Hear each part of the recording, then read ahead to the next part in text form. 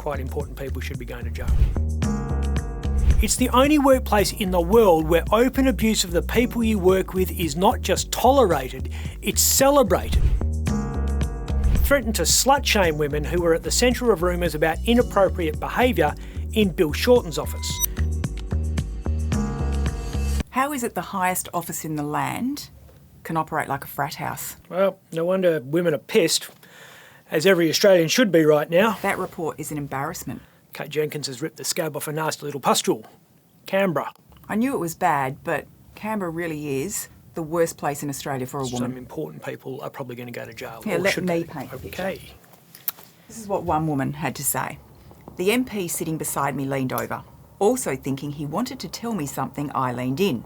He grabbed me and stuck his tongue down my throat. It's a horror show. You don't need to convince me. I know men are shit. Are you surprised it took the accusation of a rape for Australia to open its eyes? No, I am surprised that it's taken so long for this moment to come about, for the public to find out that 1 in 3 people are being sexually harassed and assaulted in Parliament. That does surprise me. I'm not surprised. I mean, speak up and they blow up their career. Well, let's take a look at who runs the joint. You think politicians are good-looking, successful, charismatic people, but in actual fact, most of them aren't. They're usually not the guy who got the girl in high school. And all of a sudden these nobodies become somebodies. They are the makers of laws. The men who were ignored at their previous jobs, who were ignored by the people they may have fancied, very suddenly own every room they walk into because everyone wants to shake the politician's hand. They start believing the hype and they get drunk on power. They get drunk full stop. And if you're not drinking with them, it sounds like you're screwed. Yeah, and why the are people getting pissed on the government purse in the first place? That's a different argument though. The first wines get poured at 4 o'clock in the afternoon in Parliament.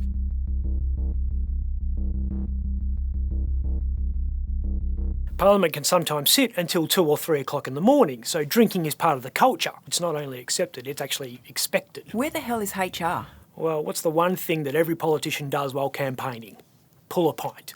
When you climb the ladder in Canberra or Perth, you gotta do it pissed.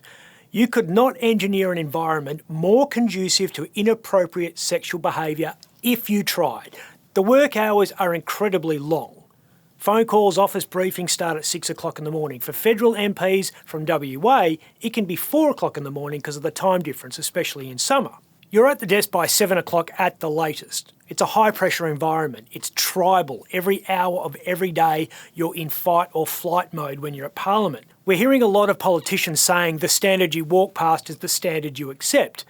Have a listen to Question Time. Still hearing simmering sycophant, blowing hard in the House of Representatives, sucking hard in the living rooms of Melbourne. What a hypocrite. It's the only workplace in the world where open abuse of the people you work with is not just tolerated, it's celebrated. Because I want to do you slowly. I want to do you slowly. Mr. Speaker, give him a Valium. Give him a Valium, Mr. Speaker. He needs it.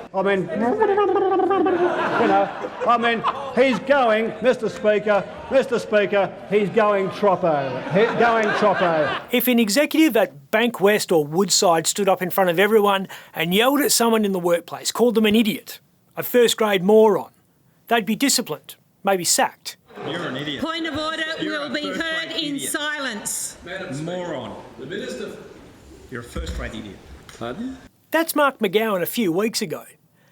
And the staffers exposed to this combative environment are often very young, usually in their early 20s, very idealistic.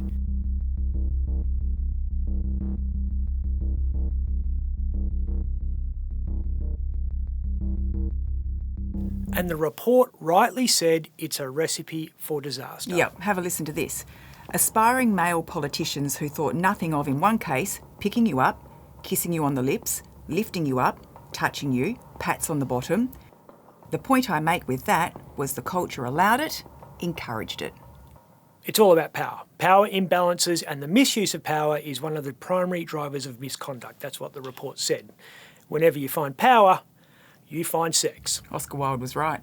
Everything in the world is about sex, except sex. Sex is about power. And in Canberra, there is a massive power imbalance. These are not equals. It's not like Canberra didn't know it had a problem. They introduced a bonk ban, for God's sake. So they knew it was endemic and the solution was to just say, stop doing it. We have a situation where Christian Porter leaves his first wife for a woman he works with. Nobody had a problem with that at the time. He gets promoted. Alan Tudge has an affair with a staffer. He's still on the front bench. Barnaby Joyce has an affair with a staffer. Still the Deputy PM. You can't make falling in love at work a crime. It happens. But what we're seeing in this report is flat-out sexual assault. Oh, it's revolting. Imagine going to work and putting up with this. He actually put his hand up my skirt and tried to kiss me at that party. And it was quite disgusting. And I was also told by state parliamentarians and members of the party constantly that they need young, sexy, attractive women in the party. It's just off. It's really off. Yeah. A great many male politicians are complete dickheads. I've been saying this for years. It's not just federal parliament, it's been going on forever. Fran Logan, remember him? Asks a staffer for a threesome. He said that was part of an ongoing light-hearted two-way banter. That language ring a bell? This was locker room talk. He said at no stage did she ever express any offence or concern at any conversation between us. And what did the ALP, the Party of the Workers, do about all this?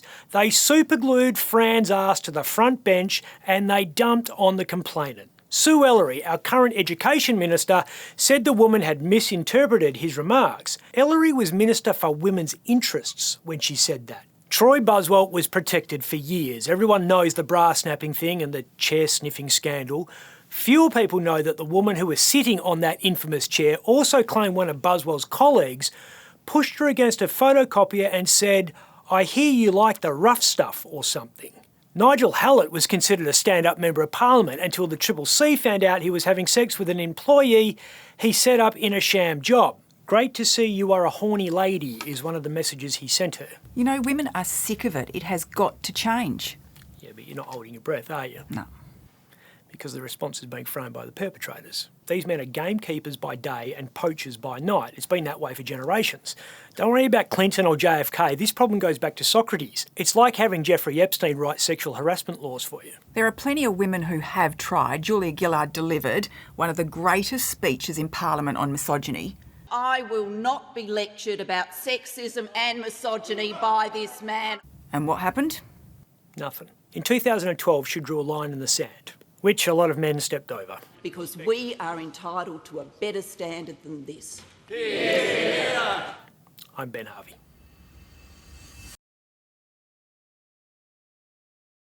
For more Up Late, click the subscribe button below.